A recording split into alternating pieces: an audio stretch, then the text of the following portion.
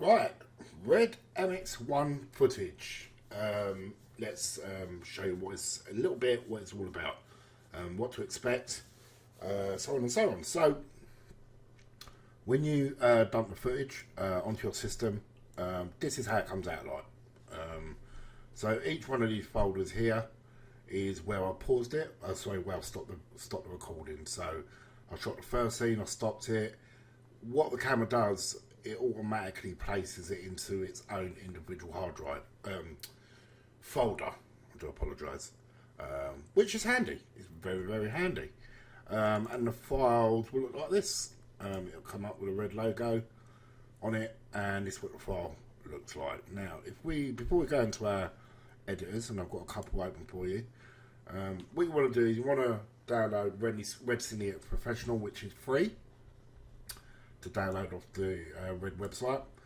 And I've got the files here on this external hard drive. So open this. I've got, it's a scene we shot for The Grass is Greener. It's a scene obviously we shot in the kitchen. It's not rocket science. And literally, this literally is how it comes out of the camera. It's absolutely incredible straight away. That's why a lot of people say the red looks amazing straight out of camera. Now, this was not filmed in a log profile. This was filmed using the daylight settings in the red camera. So I didn't do sort of like a ultimate, sorry, what do you call it? You know, record it in a log file or anything like that. Just is 4.5K with the settings in the camera set to daylight. And this is basically how I like to sort of do things. It basically gives me, to me, a starting point for a grade, which obviously this can be manipulated because it's 4.5K raw.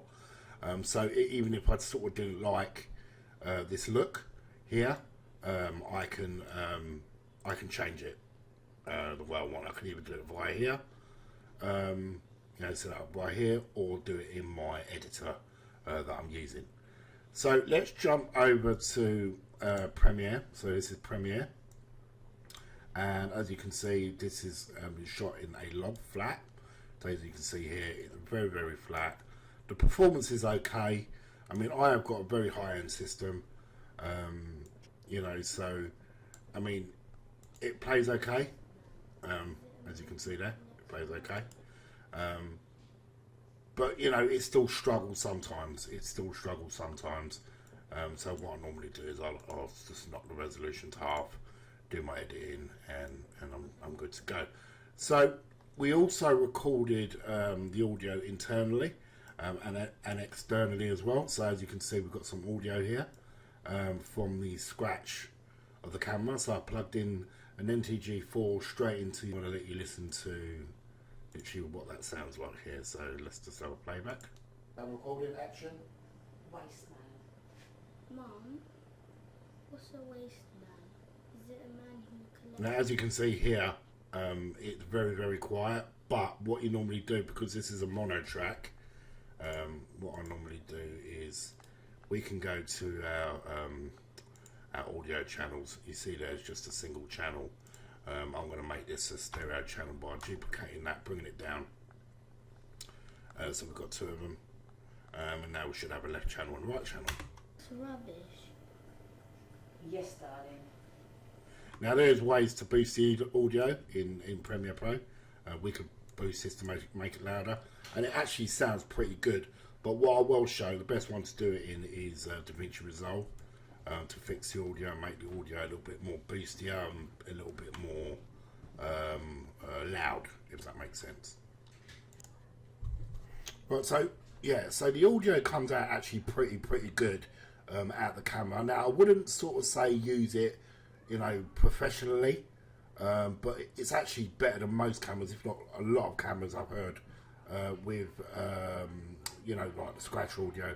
So if I drop this piece here in, you know, you can see the levels a little bit higher, and it's purely because this young lad here has got a very quiet voice. Yeah, so because this lad has got such a quiet voice, obviously the the recording levels are quite low. But you know, even on this, when I sort of drag it down and give it sort of give it a stereo signal, and then I sort of punch it up, you can hear the audio is not too bad. And this is the NTG4 plugged straight into the red. Morning, the sweet of Hey, where were you last night? See, it's starting to sort of lag now. I watched a video, I think it was a couple of weeks ago, I think his name's Matthew Burney, saying he was able to play back 4.5K on his old MacBook Pro with 8GB of RAM. Bullshit. This is a Core i9, it's got 64 gigs of RAM, it's got an RTX 2080 in it, and it's still struggling to play back the footage. Oh, don't start. I was playing pool with the boys, practicing for the pool tournament next You week. see it's lagging there, you see the drop frames. So no way could he play this flawlessly back on a MacBook with 8GB of RAM in it. It's absolute codswallop. Where were you last night? Club again? Oh, don't start. I was playing pool with the boys. Now you can hear the sort of background noise like the humming, that's just like the kitchen extractor fans and stuff like that, but you can easily put a denoiser over the top of that, which is not a problem. If you were desperate and you wanted to use the audio out of the camera. I'll show you in DaVinci Resolve the difference in a minute, because DaVinci Resolve's got a better audio fix and audio stuff than Premiere Pro. But anyway, let's look at the grade of it. So if we go here, obviously being red, and it's raw, we've got all the red raw goodness in this footage, as you can see. I'll file this footage, and everything will be in raw. Okay, everything will be in raw. So you can sort of change it. I'll go to RPP2 normally. 3G10, sort of leave it on. You can sort of change your, as you can see, you can change your ISO to whatever you want. I never push this camera past 800. I would say 800 is a sweet spot for this camera. Let's go back to apologise about that. But yeah, I would say, I would say about 640, 800 is a sweet spot for this camera, and then you can sort of, obviously, I normally go to my basic and do the airy default, which automatically starts to work, and then obviously, do sort of colour grade, and I've got like sort of loads of LUTs on here, but you can see here the Practicing for the pool tournament. from that. Very, very simple to grade Red Raw over any other footage. Obviously, Blackmagic Raw is pretty good, but I do find that Red Raw is a lot more fluid, and it's got a lot more settings in it, which I will show you in Blackmagic now. So let's jump over to DaVinci Resolve. So here we've got the same sort of footage here, but obviously this one we've got to go into the color grade, and obviously here we've got our red raw footage. If you could sort of go to red default, I never usually do that. I usually go to clip, and then you've got your sort of your Rex 709s and all your bits and pieces there to start your grading. Now, obviously, I'm not going to do a color grading video because this is not a color grading tutorial. It's just to give you an idea of what to expect when you buy one of these cameras, and what you can sort of get out of it. Here, as you can see here, with the audio, I've just done the normalize to Netflix, and then I sort of normalize it, let it run its thing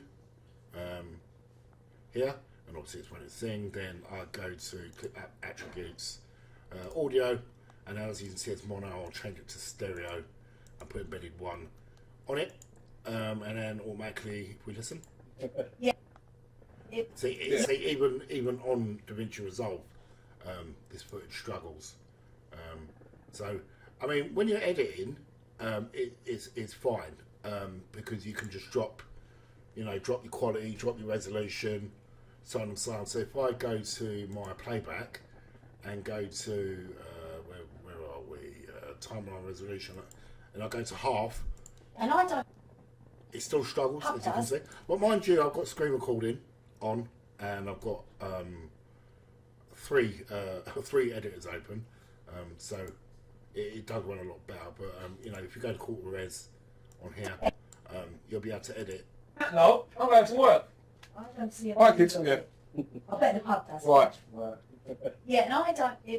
Yeah, and I don't. Now the audio's not great, but you know, you've got the dialogue voice isolation, which is built into the new DaVinci Resolve, which is pretty awesome. I don't see a penny of it, but I bet the pub does. It's struggling there because On that note, because of the recording. But you know, when I've got screen recording running, so on and so on, I'm normally be able to edit very smoothly in half res without using any proxies at all. Here in DaVinci, in Premiere Pro, I will sort of, you know, put it sort of to, I would say, a quarter res, you know, and then it's very smooth to edit with, very, very smooth to edit with, and then when I go to, oh, don't start. I was playing Paul the when I go to export, I'll put it back to full res. But yeah, it's a straightforward file. I mean, Red Code Raw is an absolutely amazing file to work with. Like I say, you know, be careful who you listen to on YouTube about the actual footage and about actually working with Red Code Raw or with any sort of red footage. Like I say, you know, I watched a video with Matthew Browning, whatever his name is, and he said he was able to edit this flawlessly on an old 2012 MacBook Pro with 8 gigabytes of RAM. That's absolutely codswallop. That is never going to happen. So, you know, you've got to be sort of careful, you know, who you sort of listen to when it sort of comes to this footage. You know, if you sort of got one of these super M2 MacBooks, you know, the M2 Mac Studio or something like that, this should run flawlessly. But at the same time, I mean, this system is no slouch. Like I say, this is a Core i9. It's got 64 gigs of RAM. It's got an RTX 2080 GPU in it. So it's a pretty beefy system. It's got M.2 SSDs in it. Nothing runs off anything mechanical except one of my backup drives. So everything runs on M.2. So it's super fast. But these files are, you know, plus obviously when I'm recording in the highest bitrate as well. So let's see if we can sort of see the information on this. I can't remember how you do this actually. It's better if we go over to DaVinci Resolve for that. So as you can see, our resolution is just shy on 5K. So technically the red MX1's a 5K camera. It's not 4.5K. Technically it's a 5K camera. But as you can see here, 24 frames. The bit rate is very high, so the sample rate for the audio 48,000, which is pretty high. But this is a pretty beefy file type, if that makes sense. It's not a slouch, even for its age. Do you know what I mean? The files are pretty goddamn hefty in the system. For this camera, I don't know why I've just added a different LUT to that.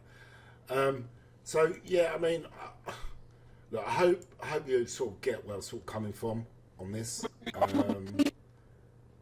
You know, the files are really nice to work with. They're very heavy indeed. I mean, when I open up Red Cine X, if we go to the metadata here. That's all the metadata, as you can see here. 4.80. It's just shy on 5K. I would say 5K. They're pretty hefty files. You know, it's not a slouch when it comes to how heavy these. Because these files, when you edit them, so when you edit Blackmagic Raw, seem very light. When you're editing, I know this is going to sound crazy, but just go with me on this. The files seem very light. So if I go back to Premiere, for instance, right now I've got Blackmagic cinema camera, I've got 4K. So let's go to my external drive and let's bring over one bit of So see, we shot. Let's try and find out. I don't want to show you because this is all for the wrong. So let's find. So my computer's struggling today. No, that's not it. So let me just find.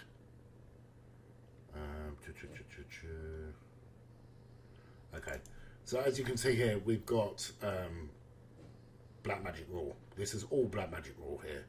So if I just chuck this in here,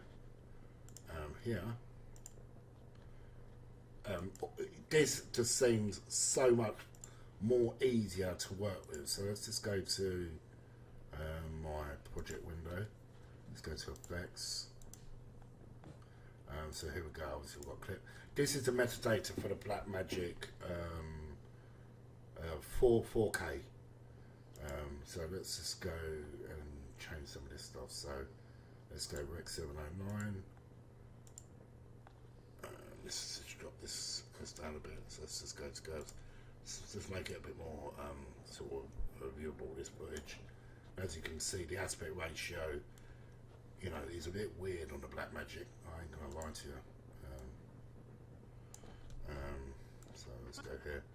All right, it's just something to like.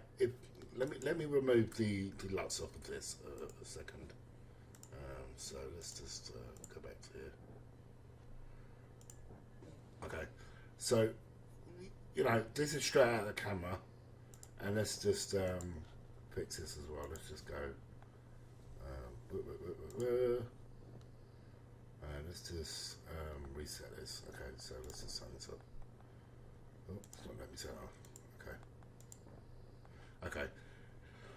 When you look at this footage here from the Blackmagic Raw, and you sort of look at the footage from the red. So let's just open it on this side. You could, I don't know, it's just the red just seems a hell of a lot more cinematic, and straight out, I mean, this has got so much more noise on it compared to the red. I don't like the way it films it. I mean, it's like got borders there. Even though this is 16 by 9, you can see it's something about the sensor that sort of crops it in. Where this, if we go to sequence settings on this gives you full 4K 16 by 9 goodness, where this doesn't. So I know I might be wrong. I might be wrong, but you know, I don't think I am.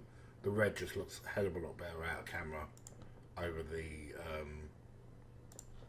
Blackmagic. And the Blackmagic, what I was just saying, sorry, I was going to say this, seems a lot more lighter than the red footage, in a sense where when you look at the red, there's a heaviness to it. There's a meatiness to the footage. And then when you look at the red, the Blackmagic now, it just seemed very almost light and artificial, like it's impersonating true red code. You know, like a true sort of red file. Tell me if I'm nuts. I don't know. It's just the way I sort of feel about it.